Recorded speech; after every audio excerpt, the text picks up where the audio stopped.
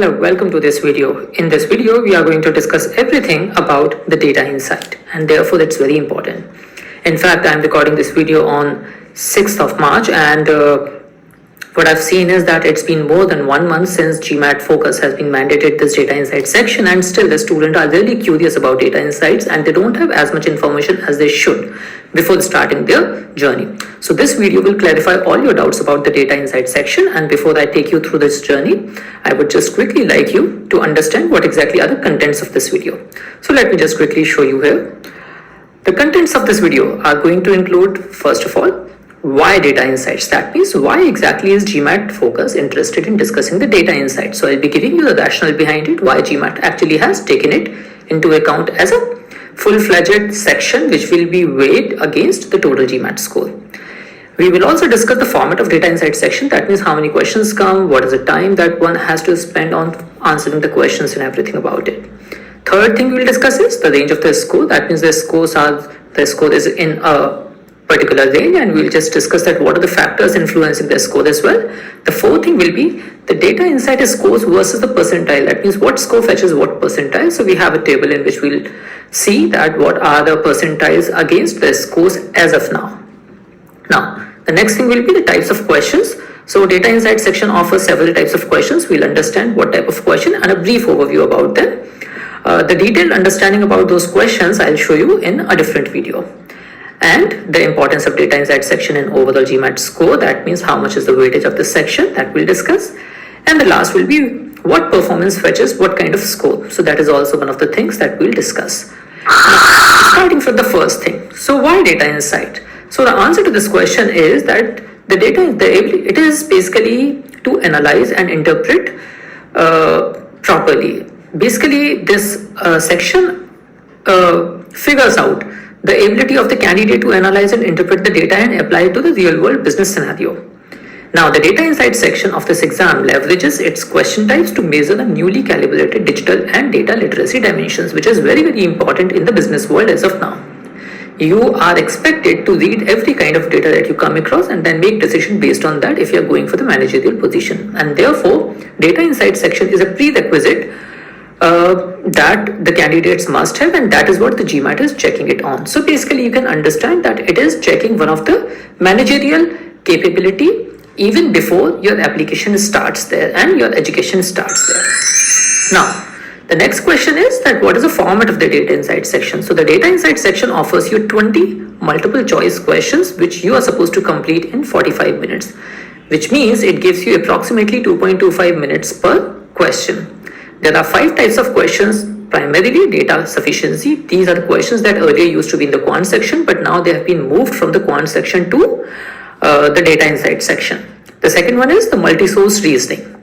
The multi-source reasoning questions, again, I'll just tell you, you can just remember the name for now, and then I'll just show you the types of questions as well so that you can visualize and understand which question is what. The third is table analysis, then graphical interpretation, and the two-part analysis. Understand one thing, that data sufficiency even in data insight section has quite a good weightage. It's been observed in the recent test that the students have taken that approximately 7 to 8 questions out of these 20 questions are of data sufficiency type. Therefore, the emphasis on data sufficiency is still going to be really, really high, right? And there is also an on-screen calculator that is available for the candidates to use. So if in case you need a calculator, you have that option of using the calculator that is available on the screen in the software itself. Moving on.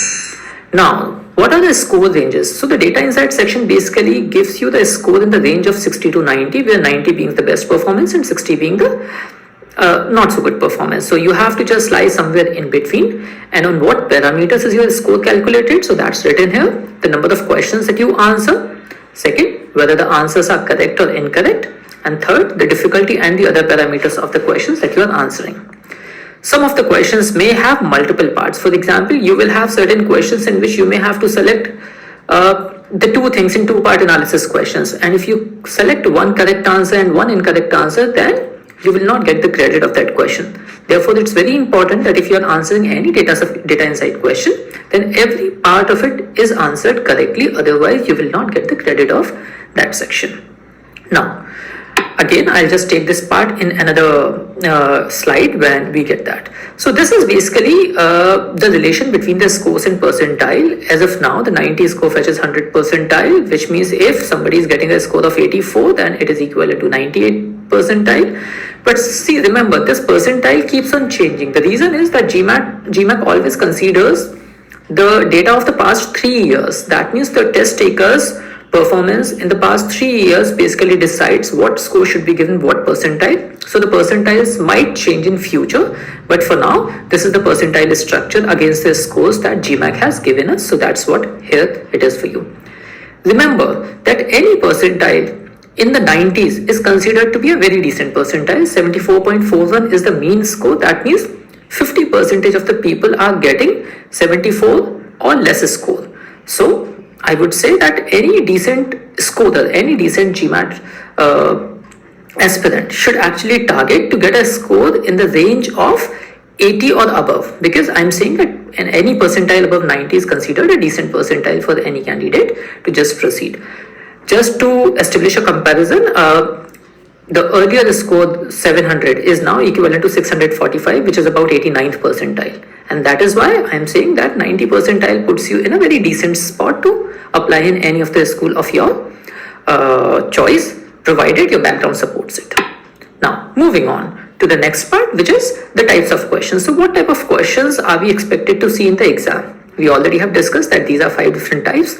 The data sufficiency, multi-source reasoning, we call them MSR, table analysis, graphic interpretation, and two-part analysis. In the new GMAT software, GMAT focus software, you would see that these two table analysis and the graphic interpretation questions have been clubbed into one category, because when you see your performance report, you would see the questions rated as table analysis and graphic interpretation.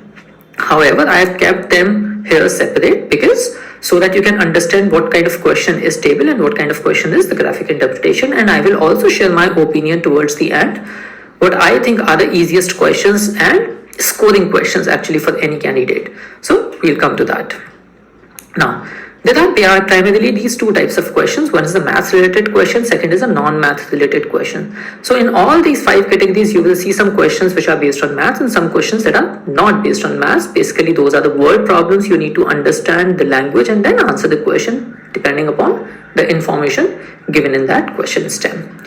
Now, the next part of it is the introduction of all those 5 types of questions. So just for your reference, I have kept 2 questions of each type so that you can understand what type of question is math related, what type of question is non-math related, and also the structure of those 5 questions. So the data sufficiency questions, again, the old type of question only inserted in the new section. This is the math related question. If you just glance at it, you will see that it's a question from the topic time, speed, and distance, and these are the 5 options, which are exactly the same option that earlier we used to have in the data sufficiency questions. Now, the next type of question is a non-math related question in the data sufficiency. So this is a question in which you have been given some content and you have to just make several arrangements of the participant in this question and then answer the question based on the statements. Again, the structure remains the same, only the type of information that is given to you is different. Just one more small analysis of the test takers that have taken the test recently is that most students are struggling in non-math questions, non-math related question, instead of math related question, because the math related questions are quite predictable, whereas non-math related questions actually require you to work on your comprehension skill, work on your timing, as well as using the concept of data sufficiency to answer that accurately. Therefore, my emphasis would always remain that you pay attention to these non-math related questions and don't stick to only the mathematical thing. Next part is again multi-source reasoning. So this is the multi-source reasoning type of question typically in which you get information in different kind of tab. I have only taken the screenshot of one tab and there are certain questions based on it. The current data says that in a MSR question you get approximately 3 questions in each set. You might get 2 questions as well depending upon the size of information that you get in the question, and you will have to read through the information of all these 3 tabs and then answer these questions.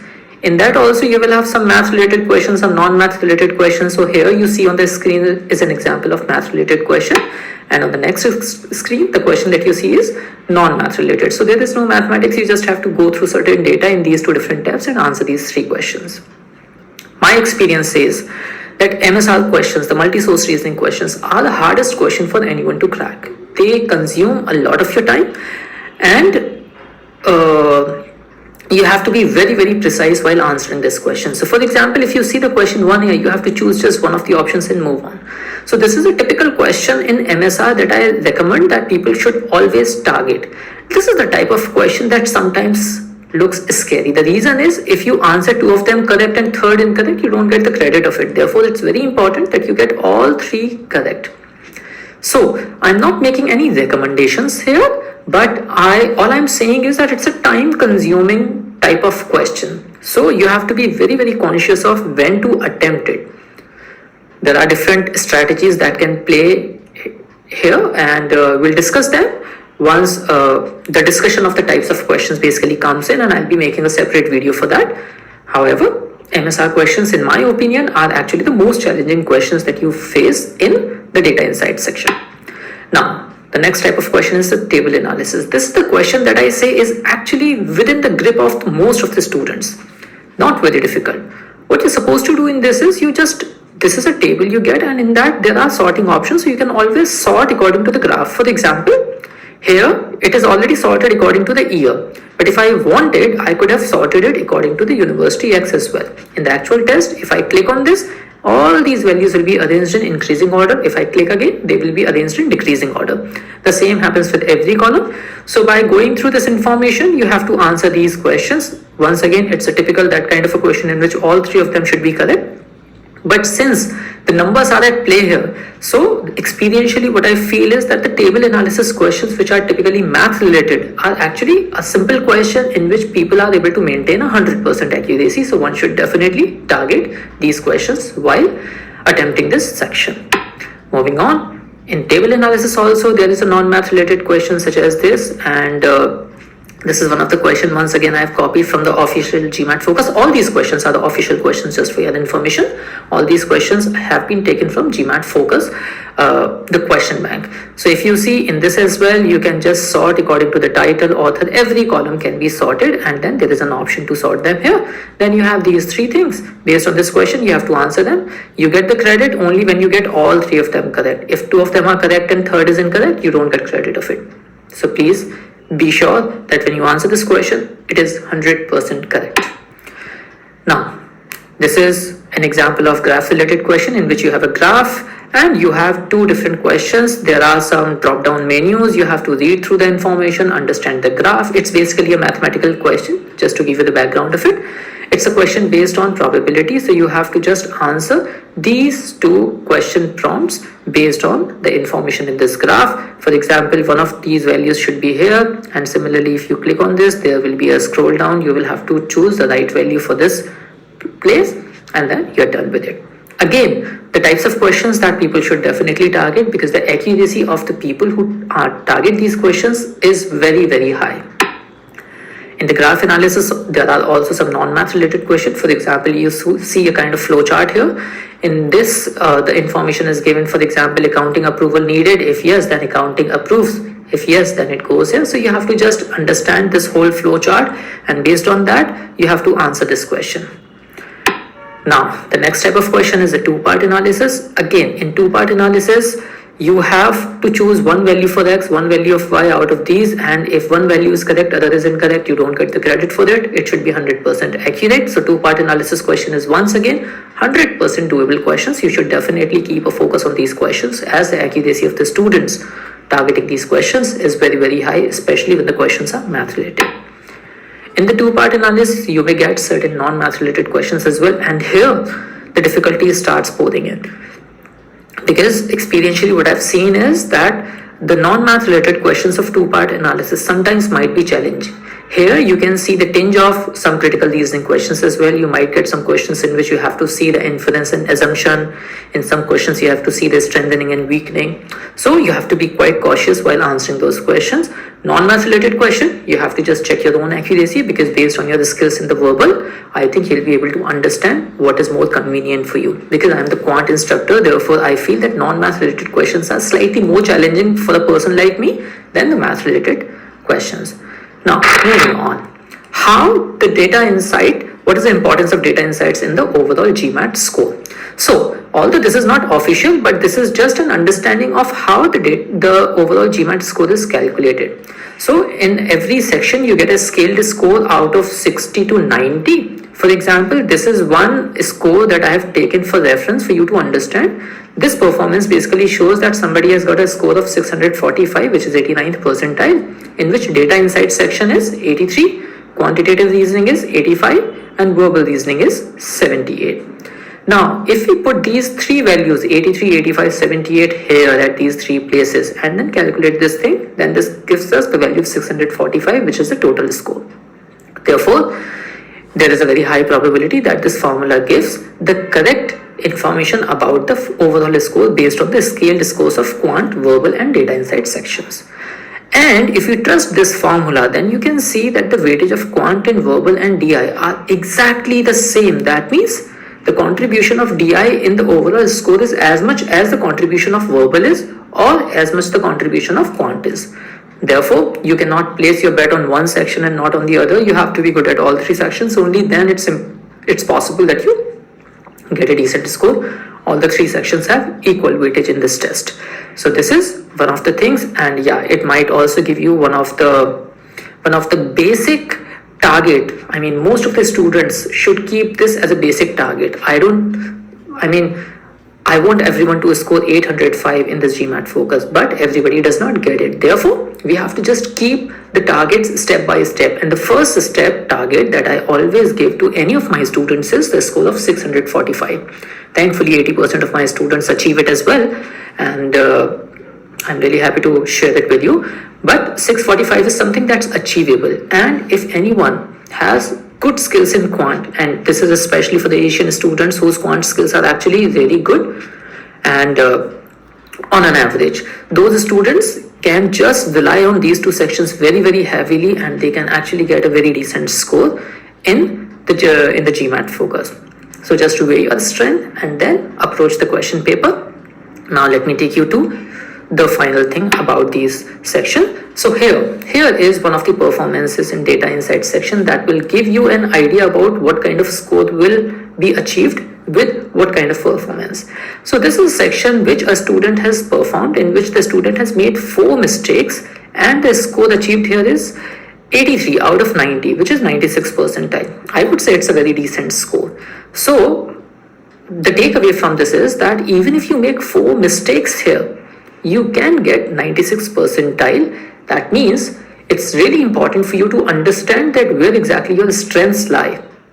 Because making 3 or 4 mistakes is not a problem. Just getting all those questions correct, which you can, is actually the major emphasis. And you should be very, very clear about what are your strengths so that you can capitalize on them and maximize your score. That's the reason why I was just making certain suggestions and sharing my opinion why that MSR questions are slightly difficult, the 2-part analysis maths questions are easy, the graphical questions are always easy, and the data sufficiency questions are actually the key strength of any test taker. So if you're good at data sufficiency, you automatically have about 7 to 8 questions in your grade. Now, having done this, now let's see one more performance, and that will actually blow you out. So it's kind of an exploding thing. Yes. So another candidate has actually got 7 questions correct, and still the score is same and the percentile is same, of course. Now, where exactly does the difference lie? These are 2 things. Let's just compare. Out of the first about 11-12 questions, there is only 1 mistake, and the same is true for the next performance as well. That means it's very, very, very much possible that the mistakes in the beginning are going to decide your score at large. Of course, we have discussed those 3 factors in the beginning of this video, that how exactly your score will be influenced. But it's very, very important to keep the accuracy in the beginning of the section very, very high. And then it's very, very important to make your decision which questions are your strength and which questions are not your strength, so that you can just share the time between the 2. One more common thing that you can see here is that here 2 of the questions, this test taker has spent about 5 minutes, 6 minutes and about 4.5 minutes on 3 questions. And similarly, the previous performer also spent 5.2 minutes on 1 question, 6.1 minutes on these questions, because these are the questions that these test takers knew they can answer with accuracy. So they spend that much time on those questions. It's important. And they knew that they are now struggling in coping up with the time. Therefore, they probably must have taken a guess of these two questions to finish the section. Yeah, it's very, very important to finish the section completely. The penalty of not attempting a question is higher than the penalty of getting a question wrong might be lesser. Therefore, it's important that you attempt every question and do not leave any question finally left blank. Now, so the takeaway is that the first half of the section should be very, very strong, and then possibly you might end up getting this kind of a percentile. That's the expectation. There are more repercussions of the computer adaptive algorithm, so we will just keep being updated about that. However, make this video shorter, but I have just made it longer. Thank you so much for watching it, and please do not forget to subscribe to the channel and like the video. It helps in connecting with other prospects, other students as well. Thank you so much.